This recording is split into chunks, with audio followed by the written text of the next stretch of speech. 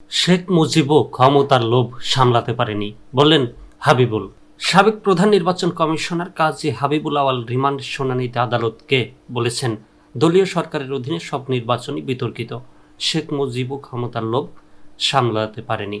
1000 বছরেও নির্বাচন সুষ্ঠু হবে না যদি না কিছু মৌলিক সংস্কার করা হয়। বৃহস্পতিবার দুপুর 1:30টার দিকে আসামির উপস্থিতিতে ঢাকার chief metropolitan magistrate Mostafizur Rahman আদালতে রিমান্ড শুনানি হয়। রাষ্ট্রপক্ষ ও আসামি পক্ষ থেকে শুনানি শেষে আসামি হাবিবুল আদালতকে বলেন, মাননীয় আদালত, আপনি ন্যায় বিচার করবেন। আমি স্বীকার করছি, রাজনৈতিক দলের অধীনে কোনো নির্বাচন সুষ্ঠু হয়নি। দলীয় সরকারের অধীনে সব নির্বাচনই বিতর্কিত, কিন্তু তত্ত্বাবধায়ক সরকারের সময় নির্বাচন তুলনামূলক সুষ্ঠু হয়েছে। কোন নির্বাচন বিতর্কিত মুক্ত বলুন?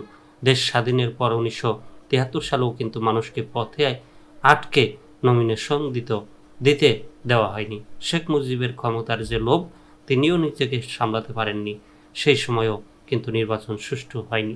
এ সময় হাবিবুল বলেন, 1000 বছরেও নির্বাচন সুষ্ঠু হবে না যদি না কিছু মৌলিক সংস্কার করা হয়। শুনানি শেষে আদালত আসামির 3 দিনের রিমান্ড মঞ্জুর করেন।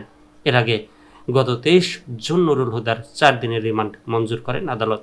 পরে বুধবার রাজধানীর মগবাজার থেকে হাবিবুল আওয়ালকে গ্রেপ্তার করে ডিএমপির গোয়েন্দা বিভাগ। গত 22 জুন বিগত আওয়ামী লীগ সরকারের সময় নির্বাচন কমিশনের সাংবিধানিক দায়িত্ব পালন না করে উল্টো ভয়ভীতি দেখিয়ে জনগণের ভোট ছাড়াই নির্বাচন সম্পন্ন করার অভিযোগে মামলা করে বিএনপি।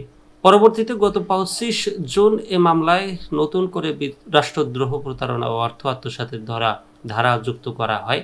মামলায় 2014 সালের নির্বাচনের তৎকালীন সিইসি কাজী রকিব উদ্দিন আহমেদ, 2018 সালের নির্বাচনের তৎকালীন সিইসি একেএম নুরুল হুদা ও 2024 সালের নির্বাচনের তৎকালীন সিইসি কাজী হাবিবুল আওয়ালকে আসামি করা হয়েছে।